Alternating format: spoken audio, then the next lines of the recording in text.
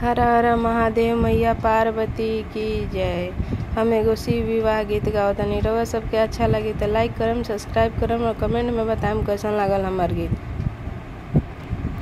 शिवजी ले आईनी बरियात ए दीवाना बन के, शिवजी ले आईनी बरियात ए दीवाना बन के, परिछन बहर भैली सासु सोहागिन है, परिछन बहर भैली सासु सोहागिन है। सरफ छोरेला फुफुकार ए दीवाना बन के, सरफ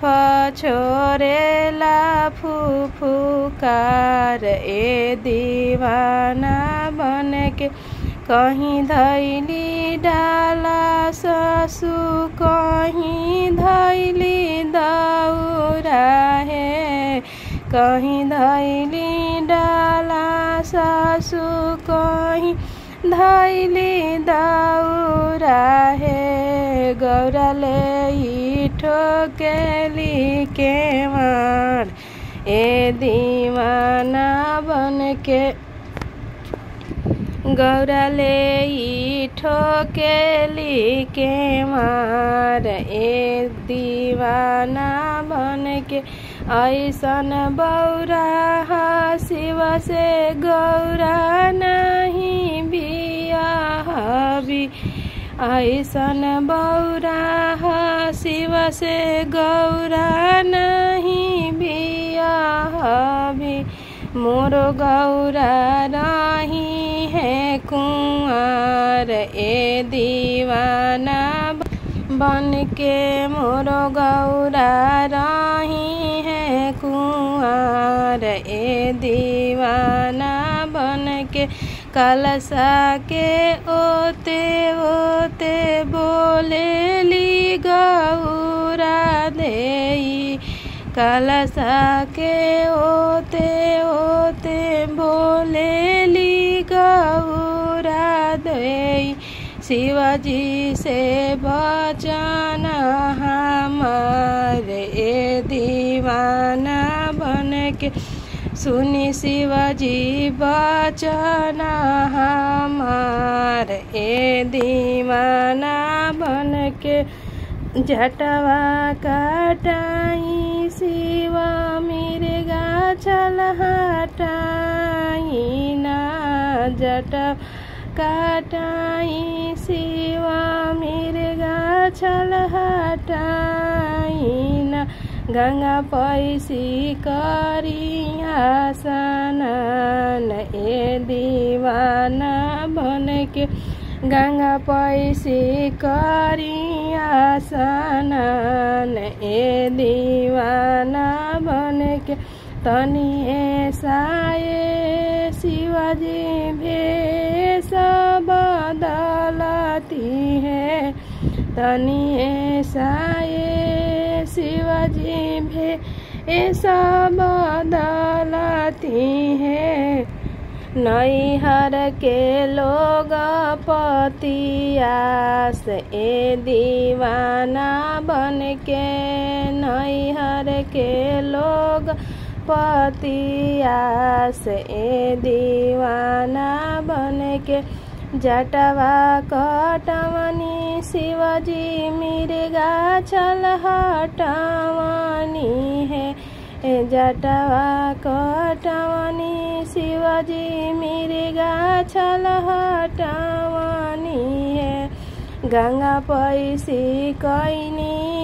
स्नान ए दीवाना बन के, गंगा पैसी कैनी स्नान ए दीवाना बन के, जमा जोरा पहिननी शिवजी चंदन लगवनी, गंगा जमा जोरा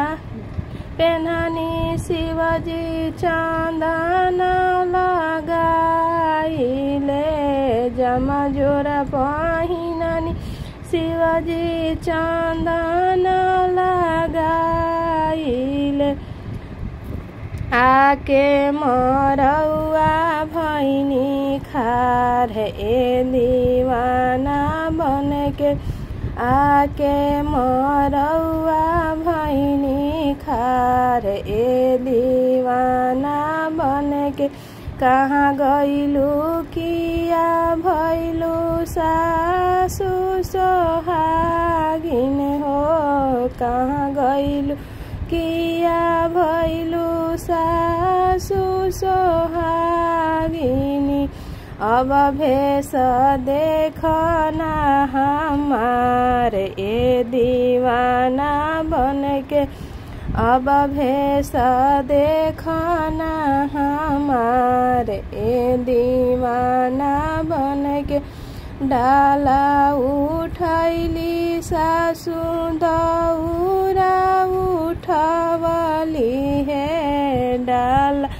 उठवली सासु दौरा उठवली है हंसत शिव परिछन जास ए दीवाना बन के हंसत शिव परिछन जास ए दीवाना बन के शिव परिछली सासु गौराले बैठली है शिव परिछली सासु गौराले बैठली है होखे लागल शिव से विवाह ए दीवाना बन के होखे लागल शिव से विवाह ए दीवाना बन के शिवजी ले आईनी बारियात ए दीवाना बन के शिवजी ले आईनी बारियात ए दीवाना बन के। जय श्री शंकर मैया पार्वती की जय। हमार गीत अच्छा लगी तो जरूर सब्सक्राइब करें, लाइक करें, कमेंट में बताएं कैसा लगल हमार गीत।